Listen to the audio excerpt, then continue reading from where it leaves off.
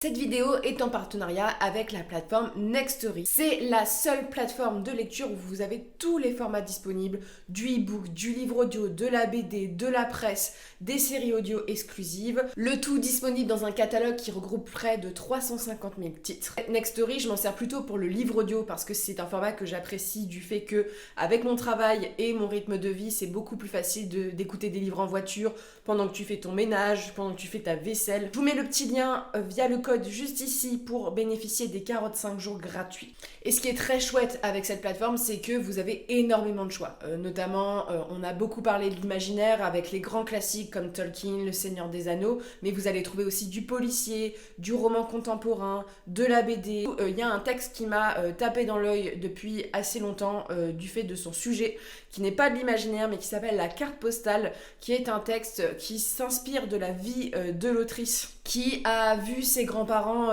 déportés pendant la Seconde Guerre mondiale. Elle retrouve une carte postale envoyée à ses grands-parents avec les noms de ces derniers et elle va tout faire pour chercher qui est la personne qui leur a envoyé la carte postale. C'est un texte a priori qui est magnifique et qui me tente beaucoup. Vous avez vraiment tout type de lecture à trouver, c'est ce qui fait la force de cette plateforme. Je vous remets le petit lien juste ici pour bénéficier des 45 jours gratuits au lieu des 30 jours habituels. Et sur ce, on peut commencer la vidéo.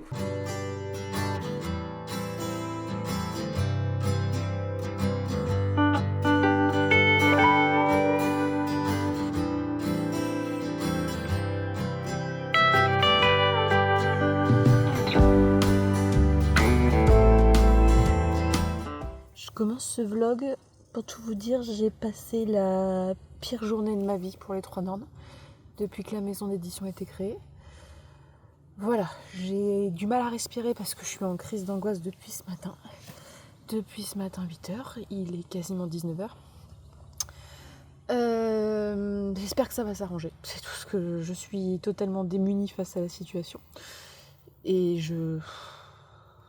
pour tout vous dire, j'ai pleuré toute la matinée. J'ai eu de la visite, je me suis effondrée. Donc voilà, et je pense que c'est vraiment la pire journée. J'ai vécu des trucs pas cool avec les 3 normes. Il faut dire ce qui est aussi, c'est important de le dire parce que souvent on met très en avant dans l'entrepreneuriat les bonnes choses. Mais j'ai été très souvent malade en salon. J'ai vécu des aventures que je ne raconterai pas parce que c'est un peu horrible. Mais c'est la première fois en fait où c'est vraiment un coup de massue. Et c'est la première fois que je me demande si ça sert à quelque chose de continuer. Voilà mon état d'esprit du jour. Je veux le consigner parce que je sais pas vers où l'avenir va me mener, mais cette journée va être à marquer d'une pierre blanche. Je sais pas si vous voyez mes voisines de derrière, il y a Freya qui arrive. J'étais tellement pas bien qu'elle est venue un petit peu voir ce qui se passait. C'est son coin le jardin, parce que ça sent le fumier et tout. Ça va madame ? Faites votre petit tour. Vas-y, elle se roule dans la poussière. Mais voilà, donc je vais débuter le vlog sur cette note pas cool. Mais ça va me faire du bien, il faut que j'extériorise. Et puis pleurer chez moi, je sais pas si c'est vous, c'est la même chose, mais ça sert pas à grand chose. J'arrive pas trop à extérioriser comme ça. Et je suis entre les pleurs et la colère et ni l'un ni l'autre arrive à sortir. Mais là, je suis dans la totale incertitude de l'avenir, de comment rebondir. Je suis passée en l'espace de plusieurs heures de l'incompréhension à la colère, à la tristesse, en fait, à être saoulée. Voilà, j'arrive même plus à pleurer, c'est tellement pleurer aujourd'hui que j'arrive plus. Mais voilà, donc c'est un vlog, je sais pas de quoi vraiment ça va parler. On va peut-être parler un peu de lecture, on va parler potager. Je vais vous montrer mon potager après. Je suis très fière. Et on va parler de... J'ai envie de faire des petites pauses comme ça de calme chez moi. Peut-être à l'extérieur. J'ai un nouveau téléphone, ce qui me permet un petit peu de le faire. Je parle rarement des mauvais côtés de mon travail. Mais celui-ci en est un, d'être toute seule. Devoir gérer des situations... j'arrive pas à gérer, quoi. C'est tout. Et le fait en fait que ça m'arrive, je pense, genre au moment de mes 30 ans, ça me fait poser plein de questions. Tu dis pas bonjour mon cœur ? Regardez ce petit chat en chasse. Oula, vous allez trop vite pour la caméra. Ça, c'est son spot préféré. Elle adore se mettre là. Comme ça, elle observe la petite vache. Je sais pas si vous la voyez qui est juste. C'est hyper, sale par terre. Parce qu'on a des petits problèmes avec le voisinage. Vous voyez, c'est des vaches et le fermier est pas toujours...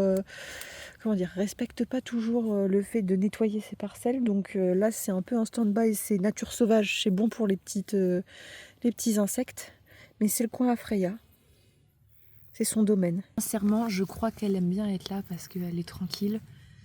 Et elle est un peu comme Mufasa, vous savez, sur sa colline. Elle observe son domaine.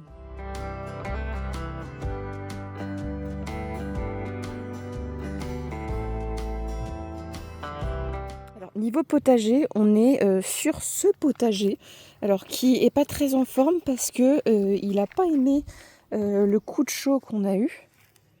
Coucou! Et donc, vous voyez, il y a les premières tomates. Je sais pas si vous pouvez bien la voir ici. Juste ici. J'en ai plein. C'est des cœurs de bœuf que j'ai plantés. 2 petites salades. Là, vous avez les oignons, la ciboulette, le persil qui fait la gueule, mon basilic qui est magnifique et qui fleurit, et mes géants pieds de courgettes. Faut que je vous montre la taille de mes courgettes. Ça, c'est une belle courgette. Et juste ici, pour les connaisseurs, il y a une petite olia. C'est une petite source d'eau qui permet d'éviter que les parterres s'assèchent. Vous mettez de l'eau dedans et ça permet d'arroser dans la terre pendant quelques temps. Donc ça a été fait par moi et mon père. Pour le coup, on a fait des coffrages comme ça pour le potager. Il y en a un deuxième, mais qu'on pourra mettre que l'année prochaine pour des raisons il faut qu'on stabilise le terrain à des endroits. Mais tout est homemade.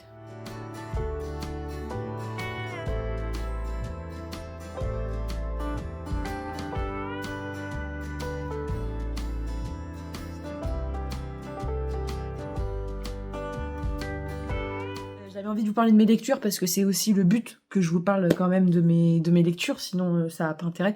Il y a un sunshine de fou sur un visage qui est en souffrance.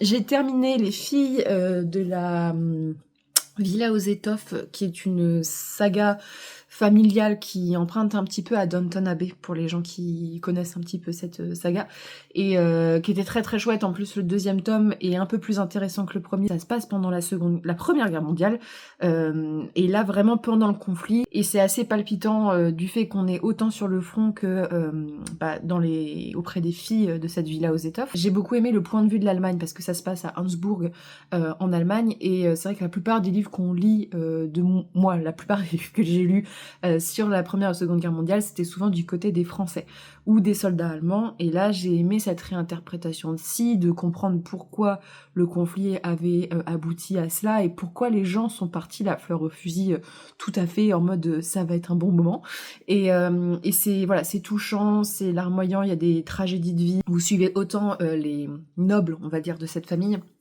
que leurs serviteurs. J'ai passé un très bon moment de lecture. Alors je lis un livre, c'est un peu improbable, c'est pas une passion que j'ai, pas du tout, même je dirais, parce que c'est... moi j'ai été élevée dans le rugby, dans la 3e mi-temps, j'ai fait du rugby pendant des années, et c'est vrai que le football n'a jamais été une passion de mon père, donc forcément n'a pas été une passion qui m'a transmise particulièrement, et j'ai plutôt grandi dans cette sphère du rugby, malgré le fait que j'habite en Normandie, que c'est pas vraiment la région du rugby. Et mon cousin est un très très grand fan de l'OM. C'est vrai que plus on vieillit, plus c'est une relation que j'avais pas trop avec mes cousins cousines et que j'apprécie. C'est qu'on est en train de développer un intérêt tous pour la littérature, du moins. Mes cousins s'intéressent au fait que j'aime lire, et ce qui n'était pas forcément le cas il y a encore 2-3 ans. Et il m'a offert un livre sur une passion, sur sa passion, et sur un livre qu'il a adoré, qui est un essai, et j'ai commencé à le lire, c'est passionnant. C'est de Romain Molina. Et ça s'appelle The Beautiful Game, foot, guerre et politique, des footballeurs face au destin, et c'est chez Exuvie. Et en fait, c'est un essai qui parle du football et de la politique, soit par le fait que les matchs de foot ont transformé les politiques en place dans certains pays où il y a des... Donc t'as toujours un contexte sur une région en particulier, et là j'ai lu Les larmes de l'Arabie heureuse, et notamment le football au Yémen, et c'était passionnant parce qu'en fait, le Yémen est le pays au niveau de la péninsule arabique, le pays où c'est les plus pauvres, et on voit comment le football a été un enjeu, et en même temps pas un enjeu national, parce qu'il y a tellement de guerres et ce genre de choses, et que le moindre match, en fait, devienne quelque chose de brillant.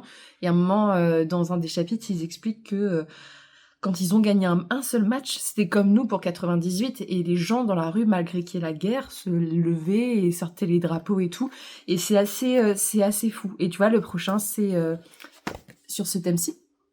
Donc thème assez dur, mais c'est passionnant, voilà, parce que ça mêle vraiment géopolitique et football, et le sport est politique, hein, beaucoup de gens disent le contraire, mais le sport est politique, mais je savais que le foot avait eu un rôle majeur, notamment je vous conseille, il y a une série qui était sur Netflix qui doit s'appeler The Beautiful Game aussi, qui parle de la naissance du football et du fait que c'était un sport de nobles qui a été après utilisé par les industriels, ou du moins les gens qui travaillaient dans les industries. Ça a été, voilà, ça a créé beaucoup de conflits et tout, sociaux, et c'est fou qu'un sport puisse faire autant de choses, quoi. Et je pense que je vais en lire un petit chapitre par soir, parce que le thème on parle d'enfants soldats et tout, hein, le thème est quand même assez lourd, mais j'aime beaucoup. Et en parallèle, je découvre, très surprise et très agréablement surprise, parce que je m'attendais pas du tout à ce que ça soit sur ce thème-ci, et que ça soit jeunesse surtout, et je passe, la langue est super bien. C'est L'ombre de China Miéville. Alors China Miéville, on en a parlé énormément, c'est un auteur un peu loufoque. En imaginaire, ça fait partie des auteurs, tu sais, il y a China Miéville, il y en a pas deux comme ça, quoi. Et L'ombre, en fait, c'est... je pensais que c'était un truc un peu steampunk, tu vois, monde parallèle à Londres, ce qui avait l'air de vendre la couverture. En fait, c'est l'histoire de deux petites filles qui vivent à Londres, et une d'entre elles va subir des trucs un peu bizarres, du genre les chiens dans la rue s'arrêtent et la saluent. Genre, il y a même des gens qui ont des phrases bizarres, cheloues, et pas un concours de circonstances. Tu vois, il y a un renard dans la cour de récré qui la fixe, mais du genre qui a un comportement pas du tout normal pour un renard. Et en fait, par un concours de circonstances, ça va tourner une roue, ils vont être envoyés dans un espèce de Londres parallèle qui s'appelle l'ombre, où il y a tout un truc avec les déchets, où en fait j'ai l'impression que tous les trucs qui ont été perdus à Londres vont dans ce monde-ci. J'en suis là, mais tu vois, c'est offrir l'ombre à un ado et penser à le lui emprunter quand il aura fini, et je suis assez d'accord, c'est de la littérature adolescente, mais c'est super bien, du genre le style est simple, mais percutant. J'aime beaucoup l'univers. Hier, j'étais embarquée, tu vois, le grand méchant, c'est le smog. Donc c'est... voilà. Et ce qui est bien dans cette édition-ci de Le Diable Vauvert, c'est qu'elle est assez illustrée. Alors, j'ai pas envie de perdre ma page, j'ai la 67. T'as des petits dessins comme ça, trop mignons, pour le coup. Vraiment, puis l'illustration est très très chouette. Je sais pas, ça donne un côté un peu désuet, j'aime beaucoup. Et les personnages sont attachants, et j'ai hâte. Alors là, j'ai lu que les 67 pages sur les 610, hein, mais je pense que ça va être une grande aventure épique, un peu what the fuck, et du genre vraiment, il y a un moment, il y a un monstre qui se construit avec des détritus, et qui prend la forme d'un chevalier, il y a des fantômes qui essayent de te posséder, c'est très... pas sans queue ni tête, mais d'une originalité qui pour l'instant est cohérente, mais que tu vois pas partout, quoi. Et j'ai hâte de voir comment ça va évoluer, avec, je pense, une relation entre les deux petites filles qui va se complexifier, peut-être avec un rapport de jalousie, ou voilà, de trahison et ce genre de choses, je sais pas trop. Mais je suis plutôt emportée, et franchement, ça faisait longtemps que j'avais lu un récit pour les ados, qui était aussi bien écrit, du moins c'est hyper fluide, j'aime beaucoup, et je pense que pour l'instant c'est un récit que tu peux lire à partir de 12-13 ans, mais je pensais pas que China Miéville écrivait de la fantasy pour les enfants, parce qu'il a quand même été lauréat du British Fantasy Award, et il a eu 2 prix Arthur C. Clarke, et donc voilà, c'est assez étonnant, mais tu vois, Le Roi des Rats, c'est un texte aussi que je voulais lire de lui. Donc à voir, mais pour l'instant très emballée, et sincèrement, si vous avez des ados, n'hésitez pas, je pense que ça peut leur plaire. Moi j'étais très convaincue, la couverture et tout fait très adulte, je trouve, je sais pas, il y a un côté un peu Diable Vauvert, le plus de la littérature adulte, mais assez convaincue pour l'instant, et ça va être ma lecture de ce soir, ça va pas trop me prendre la tête. On est le lendemain, j'ai mis Les Flammes de l'Enfer et le Squelette pour déclamer mon état du jour. Donc je vous annonce, voilà, avec quand même un certain soulagement que le Fumeterre ne sortira pas chez les Trois Nornes. On ne trouve absolument pas de terrain d'entente sur le travail éditorial avec l'autrice. Il faut dire ce qui est, le travail éditorial était très très compliqué, dont on peut pas s'entendre sur les corrections, et là il y a des choses que moi je peux pas concéder, tu vois, il y a des choses c'est pas possible. Il est mieux que le texte ne sorte pas, mais la panique hier et surtout c'est que ça fait 4 mois que je travaille non-stop sur ce texte, que la campagne Ulule devait avoir lieu dans 2 semaines, que j'avais déjà contacté l'illustrateur, j'ai déjà fait la 4e de couverture, j'avais déjà préparé la campagne Ulule, les corrections étaient plutôt vers la fin.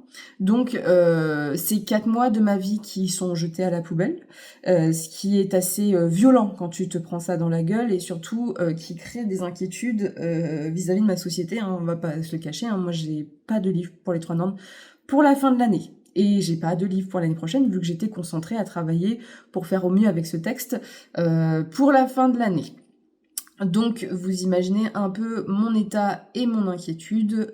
Donc hier j'ai tout simplement, je pense, pété les plombs. La dernière fois que ça m'est arrivé, le médecin m'a dit que j'étais en train de commencer de faire un burn-out et j'ai bien conscience que moi avec les Trois Nornes j'attends beaucoup parce que c'est une maison d'édition qui a des attentes littéraires et autres qui font que c'est pas toujours facile pour les auteurs et je le comprends bien et que le boulot d'éditeur c'est d'être assez comme ça et ça va pas forcément beaucoup d'auteurs qui arrivent pas avec ça, hein. Voilà, donc ça arrive. Le problème c'est que ça serait arrivé au bout de 2 semaines de travail, ça va quasiment la veille, je veux dire la sortie était dans 2 mois, là non, ça va pas du tout. Donc je me retrouve sans manuscrit. Donc sachez-le, je cherche un manuscrit pour 2025 avec un auteur. Et donc voilà, et trouver un auteur qui sera motivé et prêt à faire des corrections éditoriales. Donc ça c'est toujours un truc qui est un peu difficile dans notre métier, hein, d'avoir des auteurs qui sont prêts à travailler leur texte, à accepter certaines choses et tout. Donc ça c'est pas toujours facile. On a beau prendre toutes les précautions. Dans le cas-ci, bah parfois ça fonctionne pas, quoi. Mais 4 mois, 4 mois de travail qui partent au feu. J'arrive même pas à visualiser en fait la perte que ça va être. La perte financière et la merde dans laquelle ça va me mettre. Mais on va rebondir, hein, c'est les joies de la société.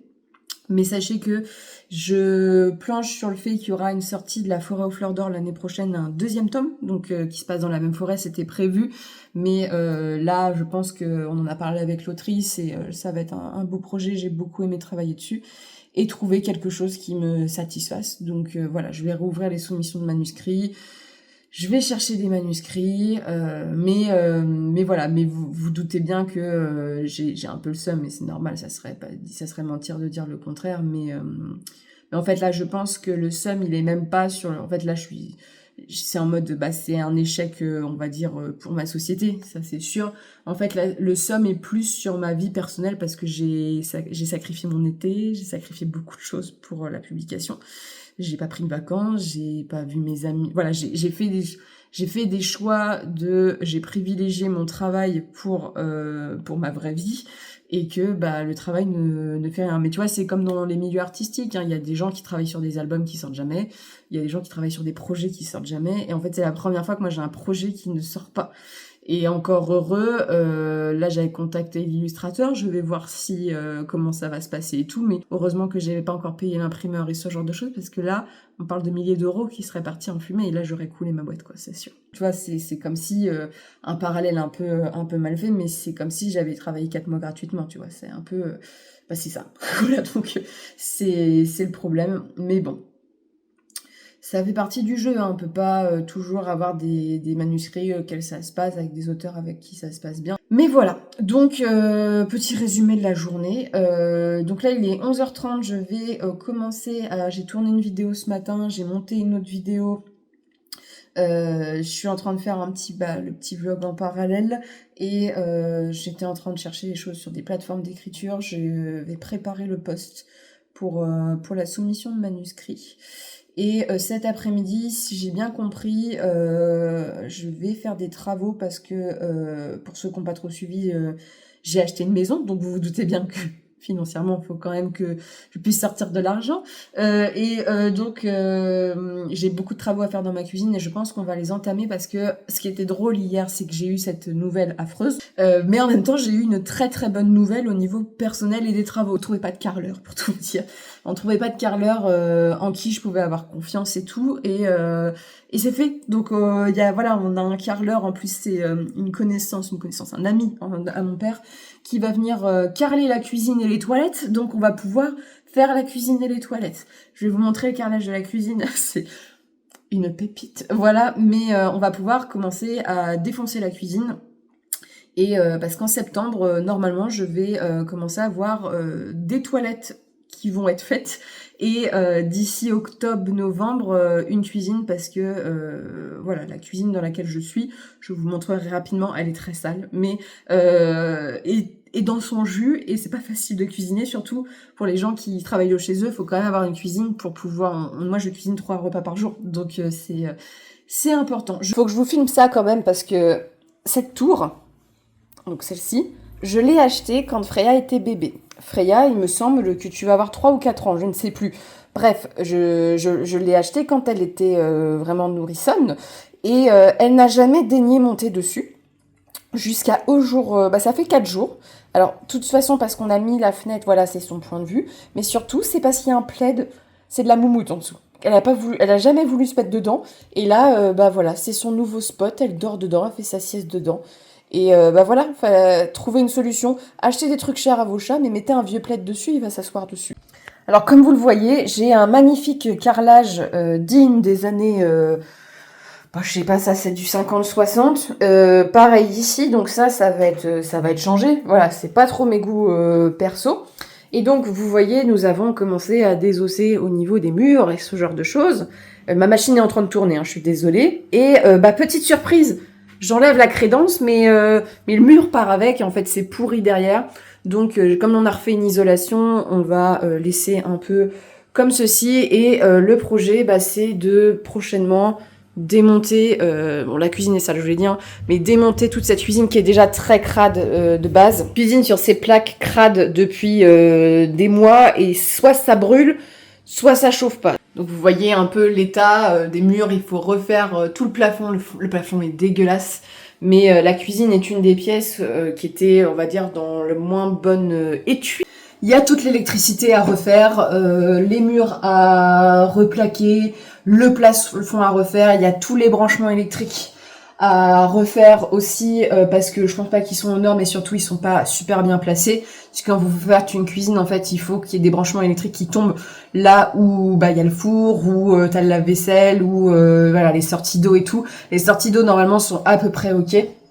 Mais il faut gérer un peu tout ça, mais il faut faire le sol en premier, donc il va falloir démonter la cuisine.